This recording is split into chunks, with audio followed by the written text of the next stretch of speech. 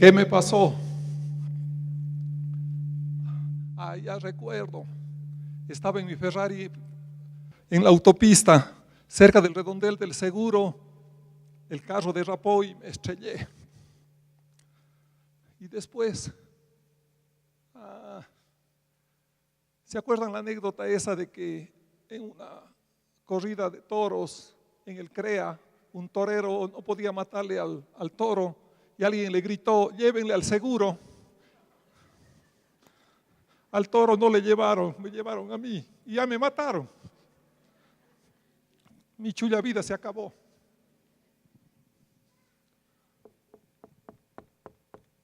Señor, Señor, déjame entrar. No todo el que me dice Señor, Señor entrará en el reino de los cielos. A ver, Señor, se ve que no me reconoces por lo que estoy magullado. Soy JPP, cuencano de cuencanos, con decoración al mérito con la gran cruz, del linaje de Correa, de la tribu de Lenín.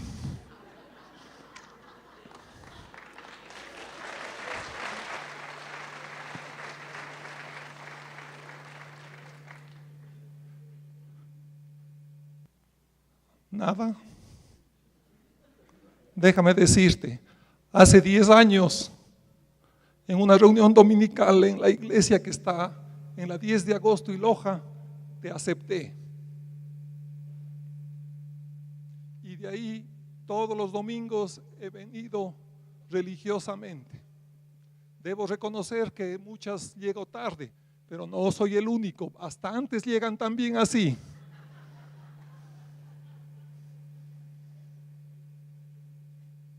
¿Qué? ¿Que no estoy inscrito en el libro de la vida?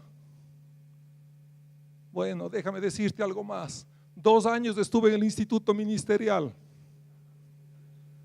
Ahí en tu nombre echábamos fuera demonios, en tu nombre profetizábamos y también en tu nombre hacíamos milagros.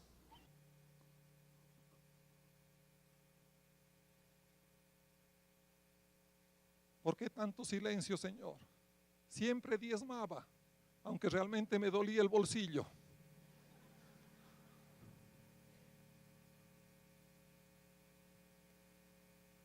Que nunca me conociste,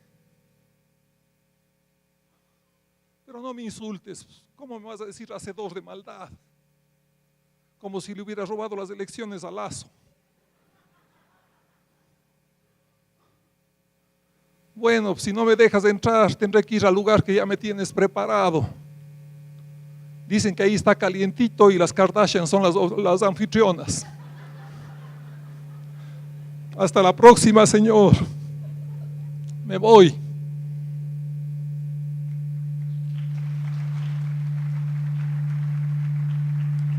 Está oscuro aquí. Huele feo. Suéltenme. No me agarren, no me jalen. ¡Auxilio! Buenos días, amada iglesia. Toda similitud con alguno de ustedes es pura coincidencia. No quiero ofender a nadie. Bueno, esta mañana queremos revisar si la escritura dice algo de esto, de lo que hemos compartido como una parodia. Les pido que por favor abran la Biblia en Mateo capítulo 7, versículos 21 en adelante. Mateo 7.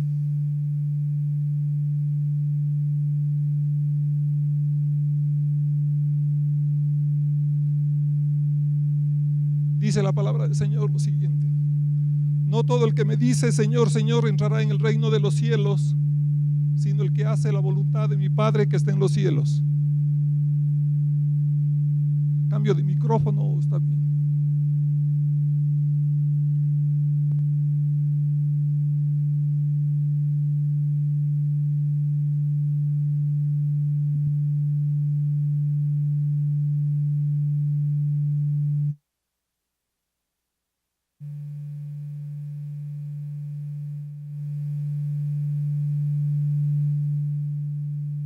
demonios, y en tu nombre hicimos muchos milagros. Y entonces les declararé: nunca os conocí, apartaos de mí, hacedores de maldad. La pregunta es: ¿qué pasó con estos hombres que estaban siendo confrontados por el Señor? En la Escritura dice en aquel día.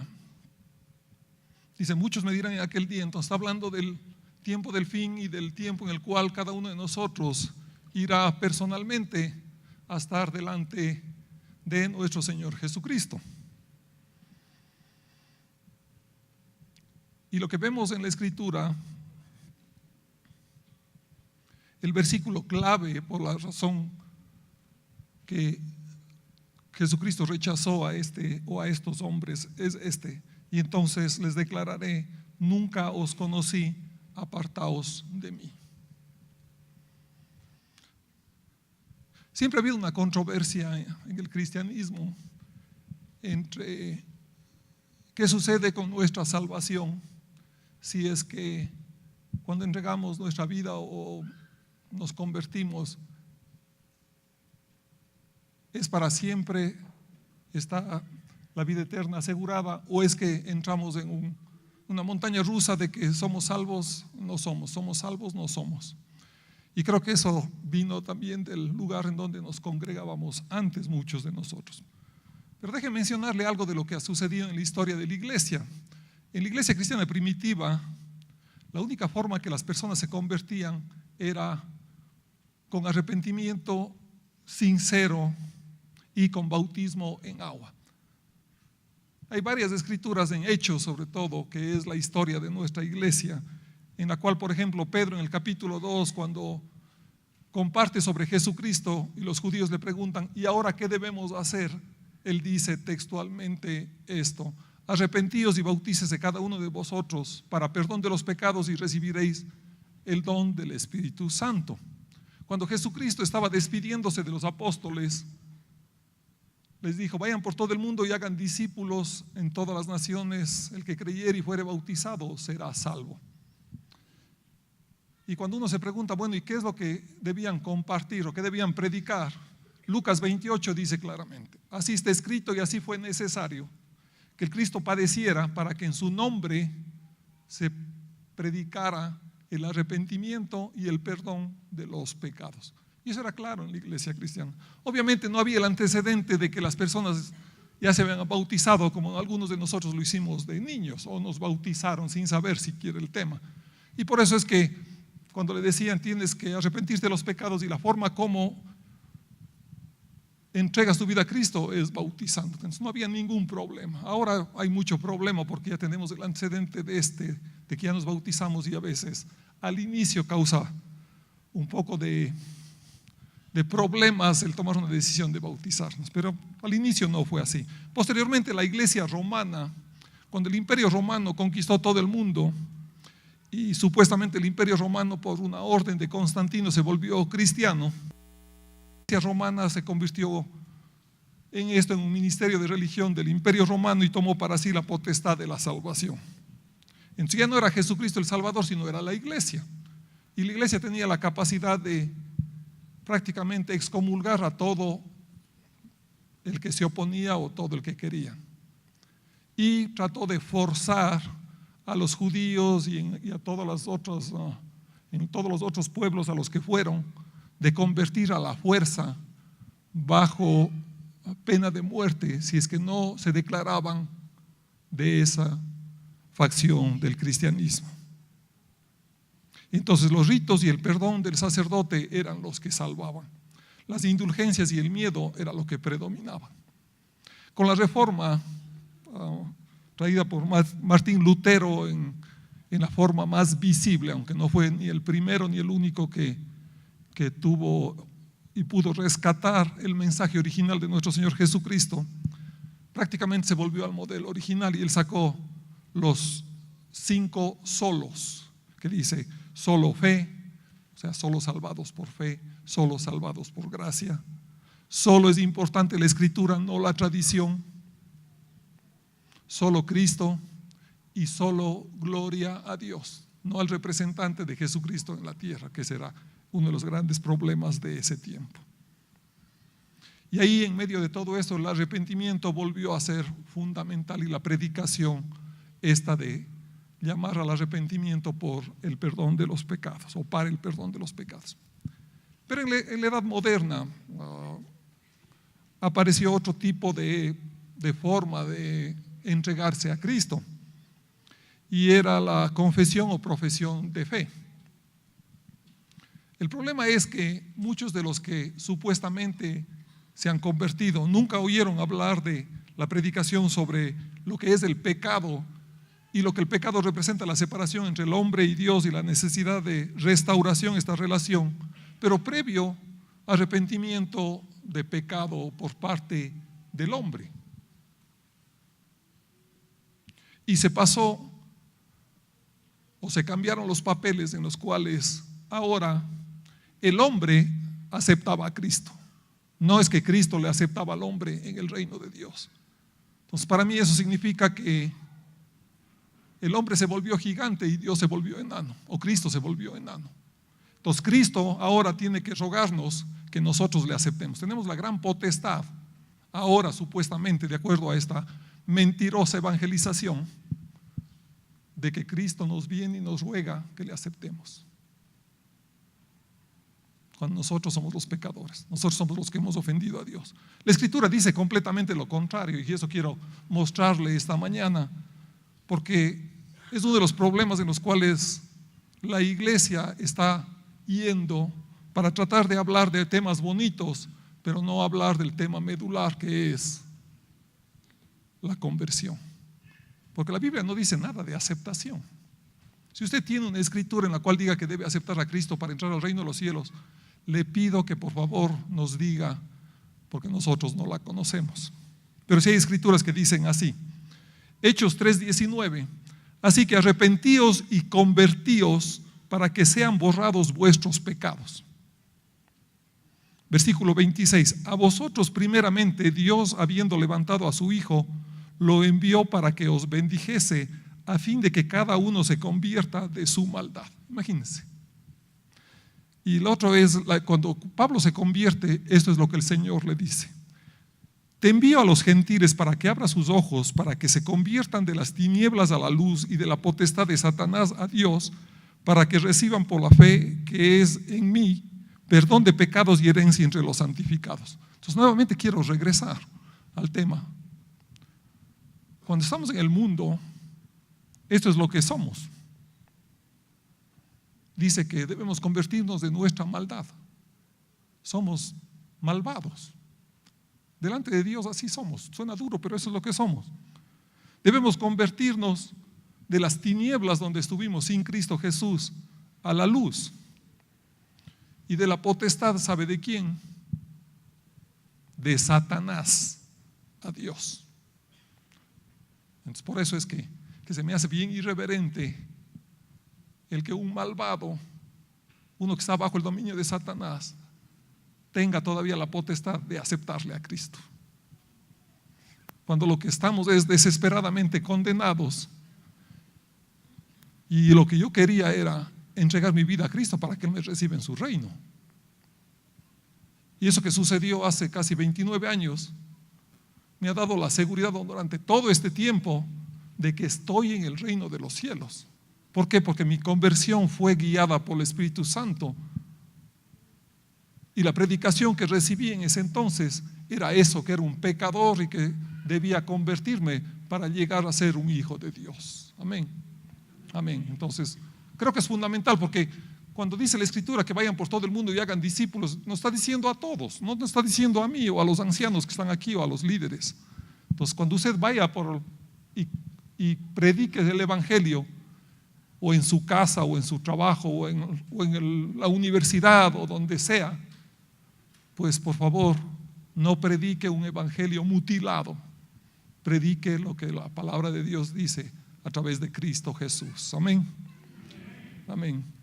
Entonces, en este caso del que habla la Escritura, este hombre o estos hombres estaban basando toda su relación con Cristo en obras. hicimos milagros, profetizamos, echamos fuera demonios. Y hay una escritura que dice que unas personas estaban echando fuera demonios y que no estaban con Cristo. Y Él les dijo: déjales, el reino de los cielos se expande a través de el nombre que es predicado incluso por estas personas. Entonces, no eran cristianos, pero igual hacían milagros. ¿Por qué? Porque el nombre de Cristo tenía poder, no las personas en sí, que es lo que estaba sucediendo en este caso también. Y ese era el problema, que si usted muere súbitamente, usted va a estar delante de la presencia de Dios a solas con Él. Y ahí va a tener que responder algunas preguntas con Él. Cuando Jesucristo estaba, después de haber resucitado con Pedro, cenaron, comieron unos peces.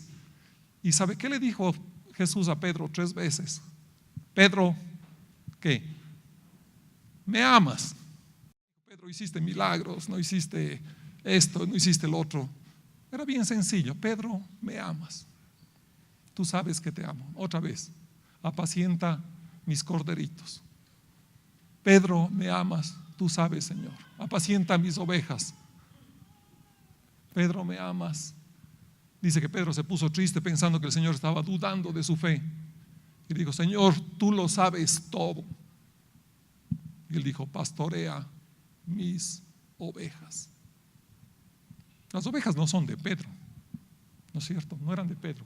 Las ovejas son del Señor Jesucristo. Y esa es la parte preciosa. Vamos a Juan capítulo 10, por favor.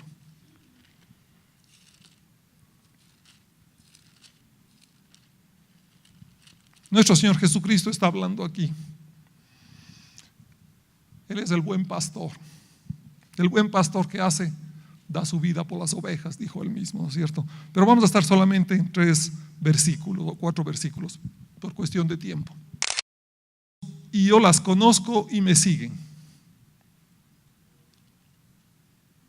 Y yo les doy vida eterna y no perecerán jamás, ni nadie las arrebatará de mi mano. Mi Padre que me las dio es mayor que todos y nadie las puede arrebatar de la mano de mi Padre. Yo y el Padre uno somos. Y antes estaba un poco discutiendo con los judíos y les dijo esto, 25 y 26: os lo he dicho y no creéis. Las obras que yo hago en nombre de mi Padre, ellas dan testimonio de mí, pero vosotros no creéis porque no sois de mis ovejas, como yo os he dicho. Mis ovejas oyen mi voz y yo las conozco y me siguen. ¿Cuál es la característica de un hijo de Dios? Obviamente que es una oveja del buen pastor, es la primera característica. Pero la otra característica es que las ovejas tienen un gran oído. ¿Sí? Las ovejas oyen la voz del gran pastor y hacen algo más. ¿Qué es? Mis ovejas oyen mi voz y me siguen. No todo el que me dice Señor, Señor entrará al reino de los cielos, sino el que hace la voluntad de mi Padre que está en los cielos. Eso es seguirle a nuestro Señor Jesucristo. Entonces, si usted es una oveja, usted es obediente a los mandamientos de Dios, a la guianza del Espíritu Santo. Y si esto está pasando en su vida, pues está en el reino de Dios y tiene toda la seguridad de que en el momento en que se encuentre con el Señor no le pasará lo que le pasó al hombre acá atrás.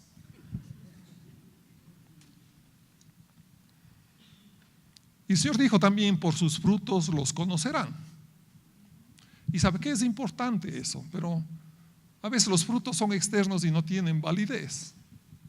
Puede una persona aparentar ser religiosa y tener una doble vida que no la conocemos aquí. ¿Por qué? Porque cada uno tenemos una vida fuera de aquí. Y hasta esa puede ser una vida engañosa. Pero yo creo que lo fundamental es el fruto que tenemos íntimamente con nuestro Señor. Y hay varias cosas que uno debe preguntarse sobre la relación que tengo con el Señor. La primera es, como dijo Pedro: le amo al Señor. Le amo más de lo que amo a todas las personas de la tierra, incluida mi amada esposa. Es lo más valioso y precioso que tengo. ¿Te alimentas de Él con la palabra todos los días? ¿Te deleitas en su presencia adorándole? ¿Te das un tiempo diariamente para leer la palabra, para poderte alimentar? Porque si no vas a caer en anorexia y después puedes desaparecer, ¿no es cierto? Si es que no te alimentas, tal como sucede con nuestros cuerpos. Vas delante de Él y le pides perdón por los pecados que sigues cometiendo, porque no es que hemos dejado de cometer pecado. La ventaja que tenemos es que ya nos dio vida eterna en Cristo Jesús, pero tenemos que reconciliarnos con Él. Tiene que seguir nuestra constricción y nuestro dolor, porque nosotros le clavamos en la cruz a Él. Él sufrió por mí, para ponerlo en forma personal. Y si vuelvo a ofenderle, pues tengo que arrepentirme y pedirle perdón de día a día en el tiempo de intimidad que tengo con Él.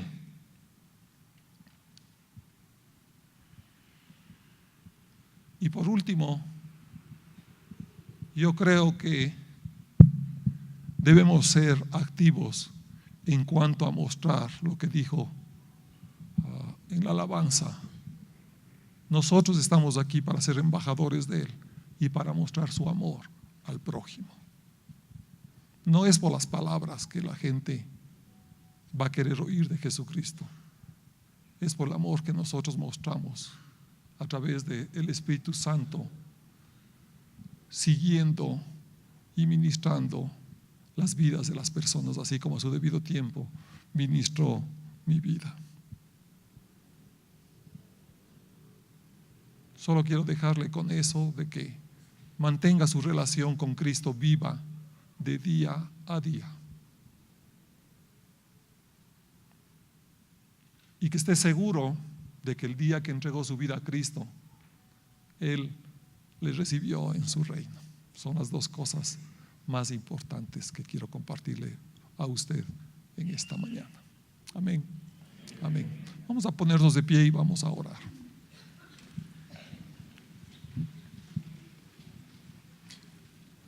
Bendito y amado Dios, Padre de nuestro Señor Jesucristo, te queremos dar honra y gloria en esta mañana por la maravillosa obra en la cruz de tu Hijo, pero también por la obra del Espíritu Santo en cada una de nuestras vidas para conversión, Señor. Te pido que bendigas nuestro caminar. Te pido que bendigas las personas que oyeron la palabra y que todavía no han entregado su vida a Cristo, que este sea una semilla que quede en su corazón para que vayan a vida eterna, oh precioso Dios. Gracias por la libertad que tenemos para reunirnos en tu nombre, Cristo Jesús, lo que nos sucede en muchas partes del mundo. Bendigo cada una de las familias que están aquí en tu precioso nombre, Cristo Jesús. Amén y amén. Los líderes vamos a estar aquí para orar por usted.